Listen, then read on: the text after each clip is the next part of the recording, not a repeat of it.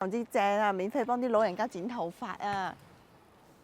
哇！呢個服務都幾好喎。嗱，咁呢度咧亦都係用咗我哋嘅呢個萬科物業嘅2.6蚊一個方嘅呢個萬科物業。萬科物業咧大家都知啦，咁佢嘅物業管理咧係相當之唔錯嘅。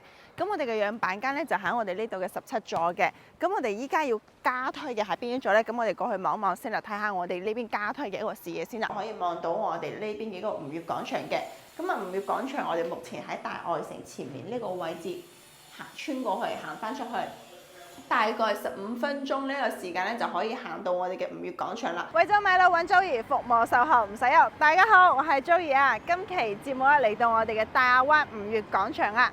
咁我哋呢個吳悅廣場佢呢入邊嘅一個配套咧，亦都係非常之齊全嘅，有呢個台球室啦、健身房啦、兒童遊樂場啦、shopping 啦、飲食配套啦，一應俱全嘅，非常之熱鬧啊！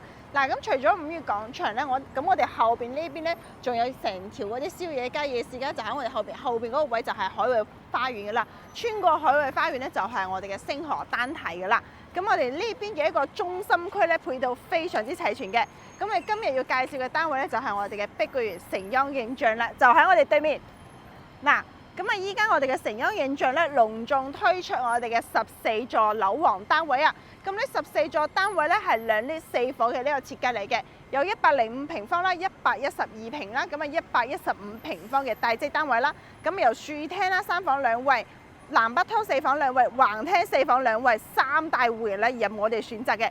其中我覺得最靚嘅咧就係佢呢個橫廳嘅呢個單位啦，我覺得視野啊景觀啊非常之正，同埋個戶型間隔做得非常之好啊！咁我哋城央影像呢個位置咧，地點亦都相當之唔錯嘅。咁啊，中心區嘅位置咧，去翻我哋嘅呢個衛星沿海高速上到去我哋嘅蓮塘羅湖福田口岸咧，亦都係6蚊雞嘅呢個高速費咧就可以到達㗎啦，交通非常之便利嘅。咁我哋呢邊距離我哋嘅惠陽高鐵站咧，大概係15分鐘左右呢個車程咧就可以到㗎啦。地鐵站咧，亦都係20零分鐘、30分鐘左右車程就可以到啦。幾大嘅呢個交通方式咧，任我哋選擇嘅。最重要咧就喺我哋呢邊咧有樓巴嘅。咁啊喺我哋呢個對面，或者係大愛城嗰個公交車站嘅嗰個位置前面少少一個站，都係有樓巴咧，係20蚊嘅車費，可以50分鐘直達翻到我哋嘅蓮塘口岸嘅，交通非常之便利嘅。咁啊，目前咧首期咧14萬起咧就可以攞低我哋嘅呢個城央影像嘅呢個屋苑啊，帶埋精裝交付嘅。咁我哋一齊過去了解一下。OK， 咁我哋依家嘅位置可以睇到係我哋嘅城央影像嘅。咁我哋呢個位置屬於我哋嘅吳悅廣場商圈啦。咁喺我哋呢邊嘅話，去到吳悅廣場大概係6分鐘左右車程嘅。咁啊，去到我哋吳悅廣場亦都非常之方便啦。咁同樣去翻我哋嘅一田界嘅廣場咧，大概7分鐘左右嘅。萬達廣場咧，亦都係6-7分鐘左右時間，亦都可以去到嘅。但係就唔同嘅呢個方向啦。咁啊，呢3大商場咧，基本上都喺龍海2路呢條主幹道上面咧，基本上都可以到達㗎啦。咁我哋呢個位置咧，翻到我哋香港咧，第一可以有我哋嘅一個樓巴啦。樓巴嘅話，佢都係直接喺網上公眾號度買飛嘅，西湖出行啦，或者係我哋嘅愛心樓巴啦。咁啊，翻到我哋呢邊嘅蓮塘口岸，大概係50分鐘左右車程咧，就可以直接到翻啦。咁我係從呢邊上到我哋澳頭高速路口，澳頭高速路口嘅話，大概咧就係我哋落到我哋嘅高速，基本上咧第一站就去到我哋嘅蓮塘方向嘅啦。去到我哋蓮塘呢邊咧，亦都係非常之近嘅，大概50分鐘。如果去到我哋嘅羅湖或者係福田口岸嘅話，大概係1粒鐘左右時間咧就可以到嘅啦。有樓巴可以直接到翻唔同嘅地鐵站，翻到去嘅話都係1粒鐘到10分鐘左右啦。咁啊，蓮塘口岸最直接咧，可以直接到翻呢個口岸嘅呢邊嘅一個公交車站，落車就係嘅啦。咁啊，第二咧就係我哋打部車，打車直接6蚊雞嘅高速費咧，就可以翻到我哋呢邊嘅一個羅湖啊、蓮塘啊。同埋福田呢一邊嘅，咁啊交通亦都非常之方便啦。打車包車嘅費用嘅話，大概係110蚊左右嘅價錢就可以翻到去嘅啦，非常之方便啦。咁啊，第3咧就係我哋嘅高鐵啦，高鐵咧就喺我哋呢邊啦。距離我哋屋苑咧大概12-13分鐘呢個時間咧就可以去到惠陽站嘅。惠陽站咧1粒鐘可以直達翻到我哋香港西九龍啦。咁啊25分鐘左右車程咧可以去到我哋深圳北。深圳北咧係換乘我哋地鐵唔同嘅呢個交通方式咧，去到我哋呢邊嘅一個黃貝嶺或者江夏北呢邊啊，亦都係 OK 嘅。嗱，咁第3咧就係我哋翻到沙田地鐵口嘅呢個位置，去翻我哋嘅沙田地鐵站咧，大概係25分鐘到30分鐘左右呢車程啦。咁啊14號線。唔使換乘1粒鐘直達翻到我哋嘅江夏北咧，亦都係非常之方便咧。對於翻到呢個福田口岸嘅朋友咧，亦都係非常之便利嘅。嗱，咁我哋周邊除咗我哋商場咧，除咗我哋呢邊嘅主幹道翻到唔同嘅呢個關口嘅地塊啦，咁啊周邊嘅商業都好齊全嘅。落到樓喺樓下附近咧，全部都有我哋嘅商業街啊，同埋我哋食肆啊，同埋我哋呢邊嘅新鮮超市買肉餸翻到屋企煮飯咧，亦都係非常之方便㗎。屬於我哋大亞灣嘅吳語廣場中心地帶嘅。嗱，咁我哋再睇翻我哋依家嘅沙盤情況先啦。OK， 咁我哋依家可以睇到我哋成個沙盤嘅呢度咧就係大門口嘅入口嚟㗎。呢條咧就龍山十路，龍山十路呢邊嘅話預計喺今年下年咧應該下半年咧都可以開通嘅，佢係接駁翻我哋嘅大亞灣大道嘅。咁到期時呢條路通咗之後咧，就會巴士門口有巴士可以直接翻到唔同嘅呢個地方啦。咁啊，我哋睇翻我哋內院嘅情況先啦。呢度入門之後咧，加推嘅14棟就喺我哋呢個位置啦。前面30304咧就係105平方嘅呢個單位嚟嘅。咁啊02單位咧就係我哋嘅嗰個橫廳單位嚟㗎啦，就係我哋115平方嘅呢個橫廳單位。咁啊01呢個戶型咧就係我哋嘅一個南北通單位。咁啊112平方嘅南北通就喺我哋呢邊嘅，加推我哋嘅14座單位就喺我哋呢度啦。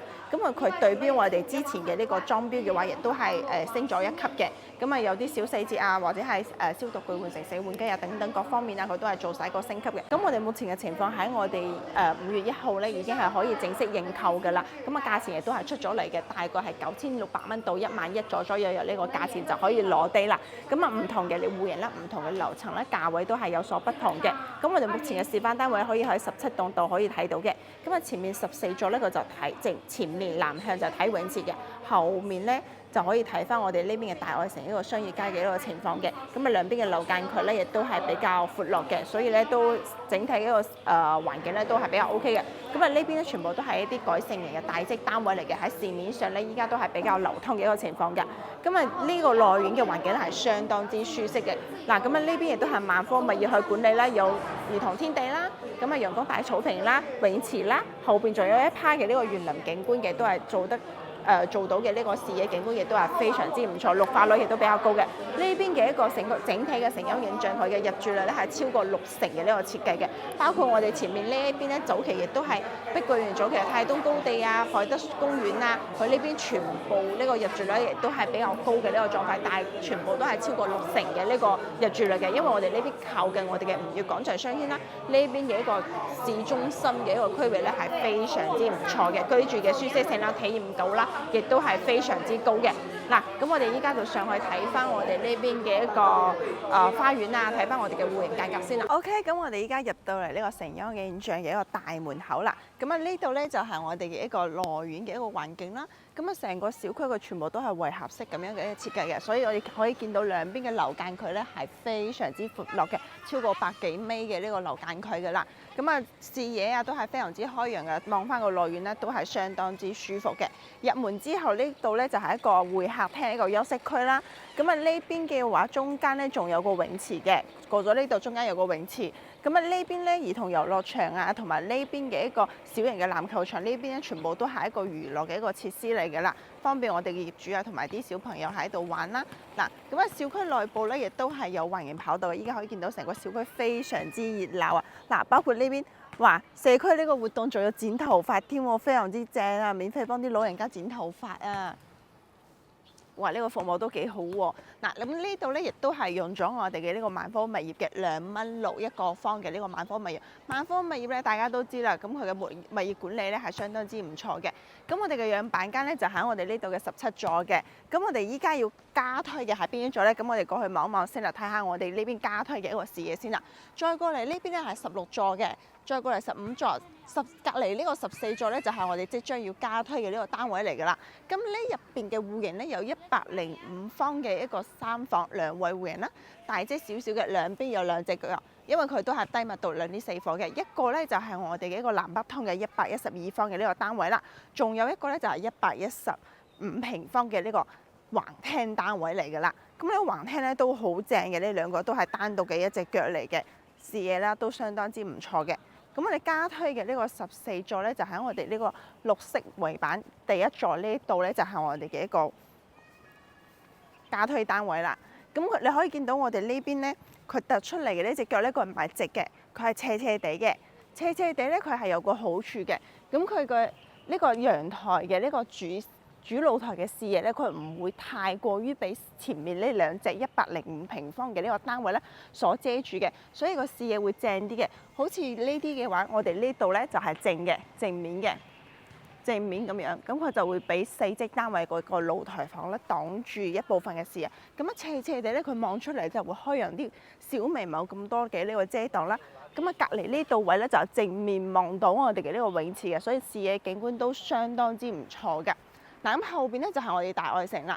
咁同樣咧喺呢個門口行翻出去，即係喺呢個門口呢個停車場嘅一個出入口，呢度有個人行道嘅，行出去後邊咧就係買肉餸啊、買菜呢啲啊、買生活用品，全部喺後邊嘅。後邊呢個大愛城呢邊一排過嘅呢個商業咧，已經係非常之齊全㗎啦。包括喺我哋15同埋16座後邊咧，仲有個黨群服務中心，即係後邊我哋亦都有規劃咗一啲商鋪嘅。咁佢喺呢個後邊咧有個黨群服務中心，就係方便我哋呢邊咧去辦理居住證啊、辦理我哋嘅醫保啊等等一啲社區方面嘅一個服務，老年卡都喺我哋呢邊辦理嘅，就喺樓下非常之方便嘅。咁啊14座咧，佢預計喺5月1號咧就會正式加推啦。咁今日幾多號咧？咁今日咧就26號嘅，26號。睇唔到，等等先。嗱，睇到未 ？OK， 嗱就加推我哋嘅呢個14座單位啦。咁14座咧，佢目前咧係一個無批嘅狀態嚟嘅。咁佢呢邊咧亦都係帶埋裝修去俾到我哋嘅呢個業主嘅。咁價錢大概咧就喺9600到11000左右嘅呢個價錢呢個區間啦。咁唔同嘅樓層、唔同嘅單位，佢嘅一個價位都係有所不同嘅。咁佢嘅裝修咧，大家都知我哋之前嘅呢個成功引進嘅現樓啦，佢都係碧桂園早期嘅呢個已經係按照呢個方法去裝修嘅。咁佢嘅質素咧亦都相當之唔錯嘅。咁啊14棟咧喺我哋呢個基礎上面咧再做一個升級嘅。咁啊等等啲瓷磚啊。玻璃趟門啊，呢個洗手間啊、廚房基本上唔需要我哋再執啦。廚房最重點咧係由呢個消毒碗具換成我哋嘅一個洗碗機，做翻一啲小升級嘅。咁啊各方面都升晒啲級，比我哋之前嘅裝修嘅質素仲要再靚添喎。嗱，咁我哋依家上去睇睇我哋嘅示範單位，睇睇我哋嘅戶型間隔先啦嘛。OK， 咁我哋依家咧就係我哋嘅第一個單位啦，105平方可以做到3房2衛嘅呢個戶型嘅。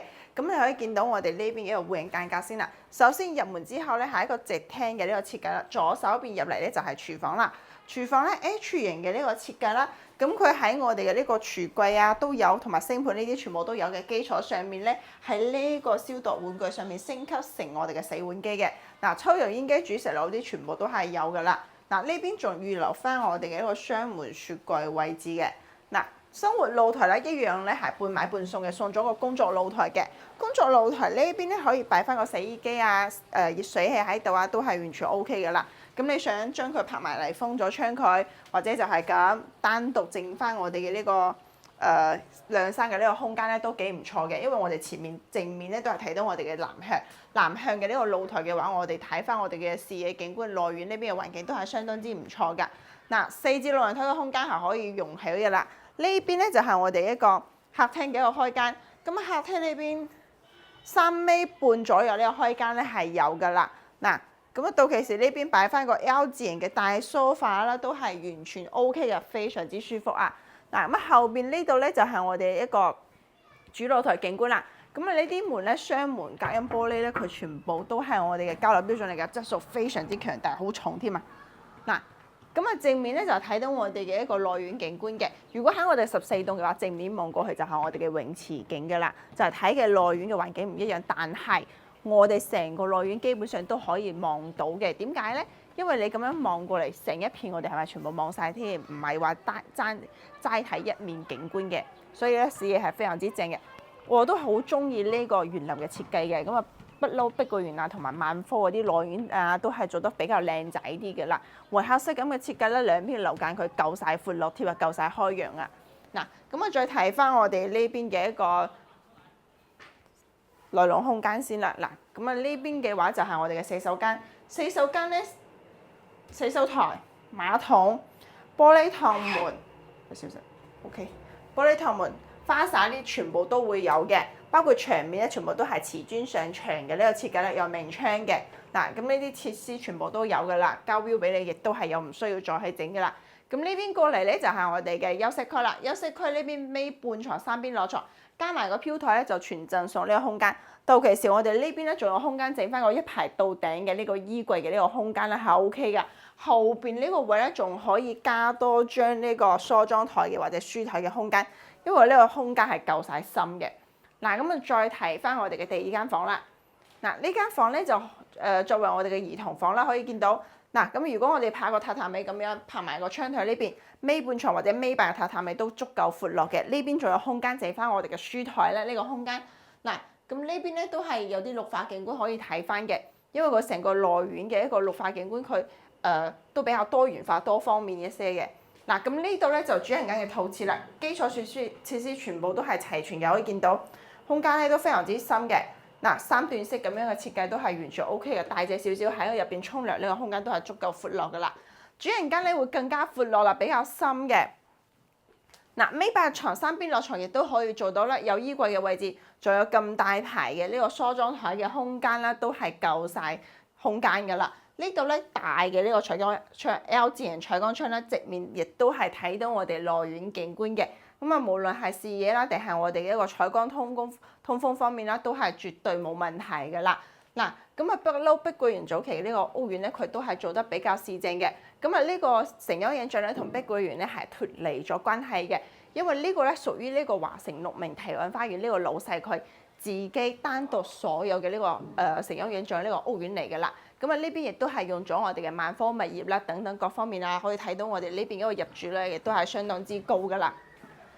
嗱，可以睇翻我哋一棟啦，對面3、4棟啦，5棟呢邊嘅入住率亦都好高嘅。除我哋依家2棟呢個16棟同埋17棟嘅入住率咧，亦都係比較高嘅。可以見到內院有咁多小朋友喺度活動啦，仲有老人家係喺度免費剪嗰啲頭髮啦，都係非常之唔錯嘅。嗱，呢個社區嘅組織活動咧，等等各方面啊，亦都比較個性化一啲啦，管理亦都相當之唔錯嘅。都可以同大家分享一下我哋一個中間樓層嘅一個價位嘅。咁喺一個中間樓層嘅話，總價大概喺104萬嘅105萬唔到嘅。咁啊，俾翻個1.5成嘅首期咧，大概咧係15萬左右嘅呢個首期。咁啊，貸款89萬嘅話，分30年，每個月嘅月供係3752蚊嘅。咁供滿1年之後12個月之後咧，第13個月開始就可以提前還款啦。你可以一年俾翻個2次左右5萬10萬咁樣擺翻入去，咁你個月供咧都會相對應減少嘅。咁啊，大致嘅情況就係咁啦。咁啊，呢個就係105平方3房2衛嘅單位，仲有2個咧就南北通同埋橫廳嘅單位，我哋一齊去望望先啦。OK， 咁嚟到我哋呢個南北通嘅單位啦，112平方3加1房嘅呢個設計。仲係獨門獨戶添啊！咁啊，入嚟之後可以見到我哋成個空間嘅左手邊咧就係我哋嘅廚房啦 ，H 型嘅呢個廚具設計啦。咁啊，呢邊嘅一個消毒碗櫃咧會變成洗碗機喺我哋呢個位置嘅。到其時我哋呢邊呢個櫃咧就可以做翻啲更多嗰啲收納空間啦。嗱，咁呢邊咧就係一個工作露台啦。呢個空間咧亦都係半買半送嘅。咁啊，呢邊想將佢封咗窗佢啦，拍埋出嚟都係完全 O K 嘅，空間會更加闊啦。嗱，呢個工作露台嘅採光面咧都比較大啲喎，一部牆全部都係採光窗。嗱，咁就再睇翻我哋呢邊嘅空間先啦。呢邊咧就係我哋嘅第一間房啦。呢個房咧亦都係270度嘅呢個景觀嚟嘅，斜斜地咧仲可以望到我哋呢邊嘅一個吳越廣場嘅。咁啊，吳越廣場我哋目前喺大愛城前面呢個位置行穿過去，行翻出去。大概15分鐘呢個時間咧就可以行到我哋嘅吳越廣場啦。咁啊，去翻呢個大型商場亦都非常之近啦。入邊有影院啊、天虹超市啊，仲有飲飲食食啊，各方面嘅配套咧非常之齊全㗎啦。嗱，咁咧呢邊樓下咧亦都係一啲綠化同埋我哋一個輔路啦。跟住呢邊咧就係我哋呢邊嘅一個餐廳啦。餐廳嘅呢個空間大圓台6至8人台完全都係冇問題嘅，贈送咗一個大嘅呢個飄台啦。樓下就係望翻我哋呢邊嘅一個商鋪㗎啦，樓下啲商業配套都係好齊全㗎啦。嗱，咁再過嚟呢邊咧就係我哋嘅客廳啦。客廳嘅呢個開間咧亦都有3米8左右，我記嘅先，2、3、4、3米8左右咧，呢個開間咧係有㗎啦。嗱，咁啊空間亦都比較闊啦 ，L 字形嘅呢個巨飛魚攤住喺度都可以完全擺到嘅。呢邊咧就主露台，主露台呢邊咧就係望翻我哋呢邊嘅一個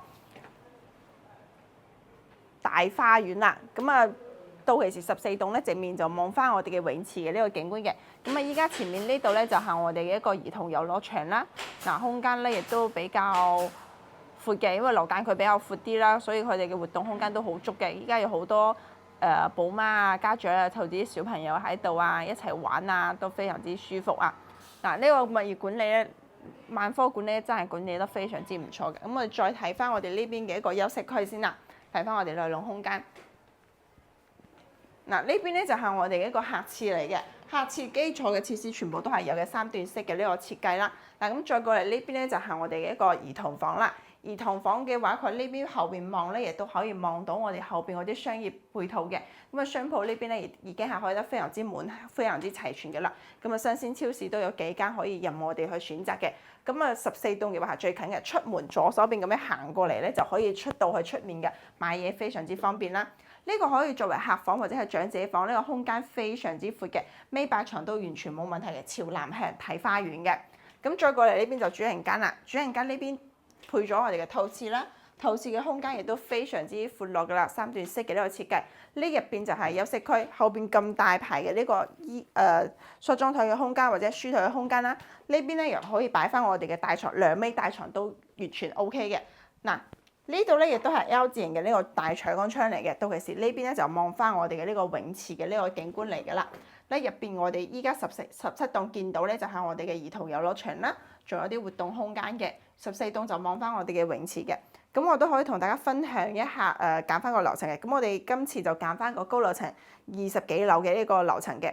咁啊總價咧就喺我哋嘅113萬幾左右。咁啊俾翻我1.5成首期就17萬多幾千蚊啦。跟住咧貸款96萬嘅話，每個月嘅月供咧就4047蚊嘅，就4000蚊左右呢個月供咧就可以搞掂啦。如果低首期嘅話，對於低首期嚟講，其實佢都係即係貸款嘅金額多少嘅問題。咁啊，如果係低首期嘅話，你俾翻個幾萬蚊啦，跟住你個貸款嘅金額就會變成108萬嘅。咁啊變成108萬，咁你每個月嘅月供就4550幾蚊左右嘅。咁啊月供咧就會高翻少少嘅。咁啊同樣都係供滿1年之後，第13個月開始咧，你1年大概有2次還款，即係手機撳還款嘅呢個機會嘅，5萬10萬你可以等翻入去，咁你個月供咧就會隨之而減少嘅。咁啊大致嘅情況就係咁啦。貸款呢個咧無非都係金額嘅多少啊，同埋我哋現時嘅一個還款嘅一啲政策問題嘅，都係唔罰息嘅。超過第13個月之後都係唔罰息嘅啦。咁我哋大致嘅情況就係咁啦。咁啊除咗呢個咧，仲有個橫廳嘅，橫廳嘅視野都好正喎。我哋一齊望望先啦。嗱，咁呢個係橫廳嘅115平方，可以做到大橫廳嘅呢個單位嚟嘅，都可以做到南北通㗎。嗱，咁入嚟之後咧，佢呢邊咧就係我哋一個衣帽櫃嘅呢個位置啦。咁啊呢邊咧可以擺翻個鞋啊，擺翻啲遮啊，掛包包啊，呢個空間都 OK 嘅。咁呢邊過嚟咧就係我哋270度嘅呢個景觀啦。呢邊一樣可以望到我哋嘅吳越廣場㗎。嗱，咁到時我哋喺下邊呢度咧，步行出去咧就係我哋呢邊嗰個商鋪啦，有食肆啦。有我哋嘅新鮮超市啦，買菜翻屋企亦都係極度方便嘅。咁啊呢個空間咧亦都比較闊啲嘅。咁呢個咧我覺得會比啱先嗰個110方嗰個單位咧，我覺得會再闊少少。但係呢度就可以擺翻個尾半床咁樣嘅，呢個設計都 OK 噶啦。嗱，咁呢度咧就係極度舒適嘅一個大橫廳啦。嗱，呢個橫廳咧都非常之舒服㗎啦。呢個橫廳嘅長度咧都超過6米幾嘅，差唔多成有7米嘅，6米8左右呢個長度咧係有嘅。嗱，非常之闊落。呢個戶型間隔同邊度好似咧？我覺得同大話悅庭有啲似嘅個戶型間隔，因為大話悅庭係101方嘅，咁呢度係110幾方嘅，所以佢呢邊嘅一個長度比較長啲，我覺得都係正常㗎啦。咁呢度咧亦都係一個大嘅呢個採光窗啦，都有個主露台睇翻我哋嘅南向睇花園嘅。嗱，貴妃椅攤住喺度都完全 OK 嘅。嗱，再睇翻我哋呢邊嘅一個餐廳先啦。餐廳到其時呢度嘅話，我覺得可以作為一個吧台啦。嗱，如果你唔係經常煮飯嘅，其實呢度變翻個吧台咁樣，非常之正啊！望過去個 feel， 電視換翻個大電視添，換翻個85寸嘅大電視添啊！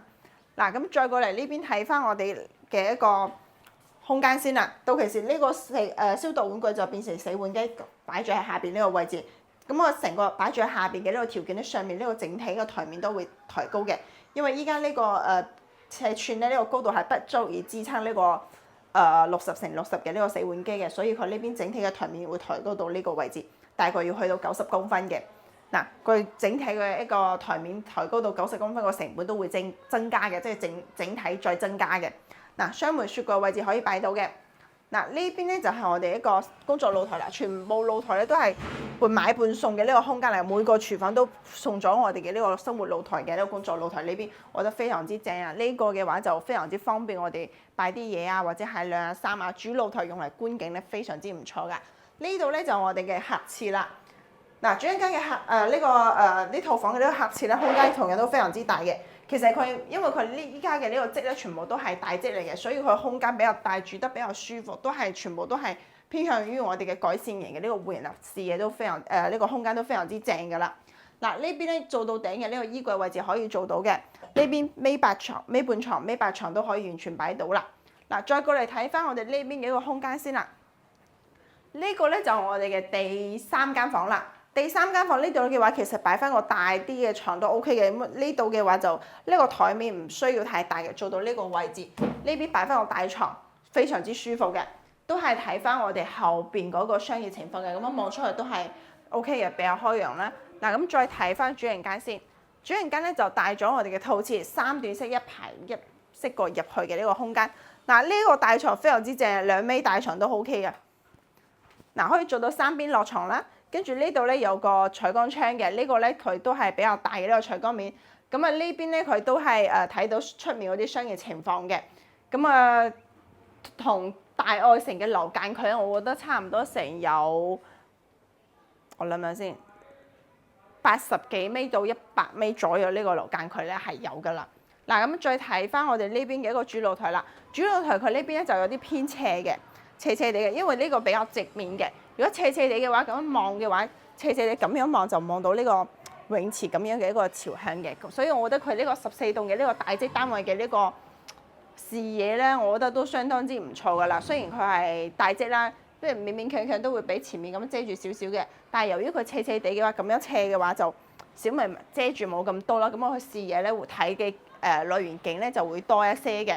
咁啊〜無論係大積定係細積都有佢嘅好處同埋唔好嘅。呢個地方係冇即係個人認為咧係冇十全十美嘅。如果你中意橫廳嘅，中意住得比較舒服啲嘅，咁啊大積咧獨門獨戶咧隱私性會高啲嘅。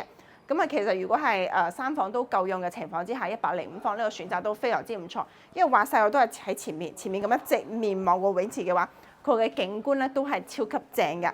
嗱，咁同大家分享一下我哋嘅呢個記咗套價錢嘅，同大家分享一下。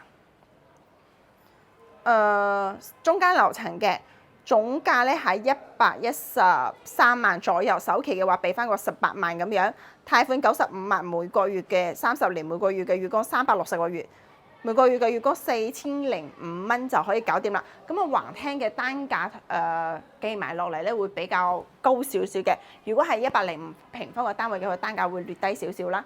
咁啊性價比比較高嘅話，咁啊如果係人口不是太多嘅話，我覺得3房嘅話都係完全夠用，個性價比會高啲，9600幾到1萬蚊，1萬零幾百蚊咁樣左左右右都可以揀到㗎啦。咁啊視乎你揀翻邊個樓層啊。咁啊大橫廳嘅話，佢呢邊嘅一個單價同埋總價咧就會略高少少嘅，因為話晒都係比較稀缺嘅。咁啊之前我哋呢個城鄉印象嘅話，佢賣嘅話基本上都係冇橫廳嘅，橫廳好少嘅。咁啊淨係得呢一排咁樣，佢先至會少量嘅呢個橫廳嘅。但係早期呢啲17棟、16棟呢啲全部都係買晒㗎啦，所以咧佢一早就係冇晒橫廳嘅。所以依家推出嘅橫廳咧就喺我哋14棟呢邊嘅。咁啊，如果中意橫廳嘅朋友咧，呢個大積單位咧都可以望一望嘅。咁啊，如果係人口不係唔係話太多嘅話，我經常2-3個人上嚟嘅話，其實105平方都係完全夠用㗎啦，性價比會比較高啲嘅。咁啊9000幾蚊到1萬蚊左右亦都可以攞低啦，就視乎你睇翻揀翻個高樓層啊低樓層咁樣個單價會有所不同嘅。咁啊無論係大積定係細積咧，其實佢嘅一個面積相差都唔係話太大嘅。咁啊因為你個面積越大咧，你個總價就會受呢個影響咧，就會越高少少咁樣嘅。咁呢個城鄉印象目前推出嘅呢3個戶型咧，佢都係偏向於我哋嘅改善型嘅大積單位嚟嘅。對於早期買咗啲70-80方啊嗰啲家庭嘅話，佢置換嚟到我哋呢個大積單位嘅流通性咧都係比較好嘅。咁啊因為目前依家咧近幾年、近呢一兩年開始啦，全部都係做翻啲改善型嘅大積單位啦。咁我哋目前推出嘅呢3個戶型咧，佢都係偏向於我哋改善型嘅大積單位嚟嘅。咁啊，對於早期嘅呢啲大陸朋友啦，佢哋4、5個人啊一個家庭啊，前期買嘅樓咧，全部都係80方左右嘅。咁啊，到依家佢哋想自換翻呢啲大積單位嘅話，咁啊呢啲大積單位亦都係比較流通嘅，係跟呢一兩年咧先至會比較多呢啲100方左右嘅單位出現嘅。早幾年嘅呢個單位嘅話，全部都係70、80方嘅呢個單位為主嘅，所以依家一啲大積單位咧，小米會比較流通啊，同埋依家嘅樓價嘅性價比非常之高嘅。咁啊，以前人哋賣萬幾2萬蚊啊，依家呢度1萬蚊左右可以攞低啦，所以個性價比係非常之高嘅，住得又比較舒適一啲咧，又係一個城中央嘅中心位置嘅，去到吳越廣場咧都係6分鐘左右呢個車程就可以到噶啦。咁我哋呢個位咧周邊咧唔需要去到大商場，係附近咧亦都可以滿足晒我哋一切嘅呢個生活配套啊、買菜啊、飲食配套啊等等各方面咧已經係非常之齊全嘅。咁我哋喺呢個屋苑入邊嘅話，都可以睇到我哋嘅入住率都係比較高嘅。周邊呢一片咧早期都係碧桂園嘅一個產業嚟嘅，無論係海德公園啊、同埋海德上園啊，同埋我哋公園上城呢邊嘅入住率亦都係非常之高嘅，全部都係超過60%以上嘅。包括城央印象係喺舊年下半年開始有啲降價幅度嘅，咁佢呢邊嘅一個8棟啊、5棟啊，同埋我哋呢邊嘅一個1棟單位嘅話，佢都係賣得非常之快嘅。依家嗰啲早期嗰啲現樓嘅話，已經係全部清晒貨㗎啦，清晒貨嘅。咁佢因為依家呢1、2年買嘅呢個買樓嘅人嘅話，基本上都係以自住為主嘅，所以個入住率咧係非常之高嘅。嗱，咁可以見到我哋成個社區嘅內園咁活躍咧，大家都知道呢邊嘅人氣咧唔會差嘅。呢邊有學區啦，有呢個商業啦，有呢個大型商場啦，有生活配套等等各方面咁齊全啦。咁啊呢邊嘅生活人氣咧亦都非常之高嘅。嗱，咁今日嘅呢個城央印象咧3個戶型咧亦都介紹得差唔多啦。咁啊，大家如果有興趣嘅話，可以聯絡租業攞翻啲更多嘅一個詳細嘅資料啦。咁啊，呢邊嘅一個交通亦都非常之方便嘅啦。啱先喺沙浦我哋都講咗6蚊雞咧就可以直達翻到我哋嘅羅湖或者係福田口岸嘅啦。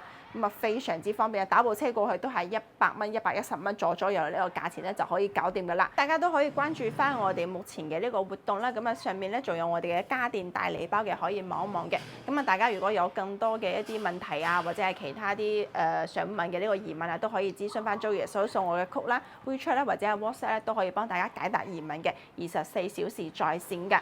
嗱，咁我哋呢個城央印象亦都係現樓嚟嘅，所以佢嘅一個各方面都係比較穩陣嘅啦，包括前期我哋賣咗幾套呢個城央印象嘅單位咧，佢收樓時間亦都非常之快嘅。咁佢搞完啲手續之後，大概1個月左右就可以開始收樓嘅啦。嗱，就可以開始收樓，所以就交接翻俾到我哋嘅物業，所以呢個收樓時間非常之快嘅。咁租業本人咧，亦都係比較中意城央印象嘅呢個屋苑嘅，咁啊包括呢個內苑嘅設計啊、環境嘅各方面，我覺得都非常之唔錯嘅，所以咧亦都推介俾大家嘅。咁大家如果仲有咩其他想問嘅，或者係想上嚟睇翻呢個城央印象嘅樓嘅話，都可以隨時聯絡我㗎。咁啊，下期節目再見啦，拜拜。